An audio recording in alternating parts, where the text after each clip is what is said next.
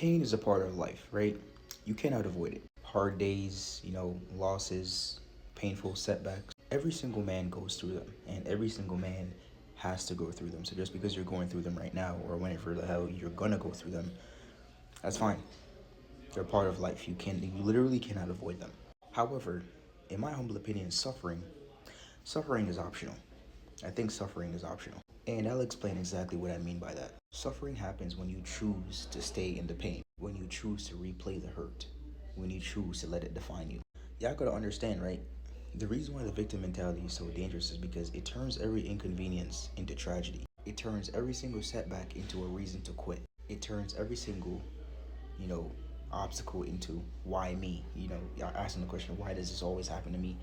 If you notice, that's how the victim mindset actually operates. Every inconvenience, all of a sudden, it's almost like your life is over. It's a huge tragedy. But the difference between the people who actually improve in life and the people who stay the same is people who understand this. Pain is a teacher. It gives out lessons. I know y'all have heard the saying, right? Every L, not every L is a loss. Sometimes it's a lesson.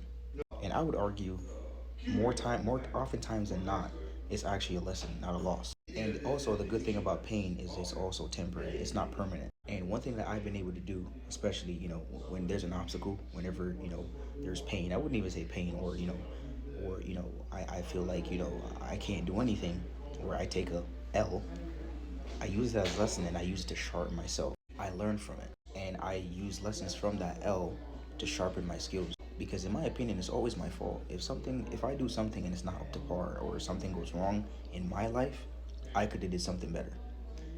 And thinking about it that way, it kind of makes you, you know, put more responsibility on yourself, which in return actually makes you a better person and actually helps you gives you problem solving skills that you never had before. Because if you can feel the pain and still move forward, there's nothing in the world that can stop you, literally.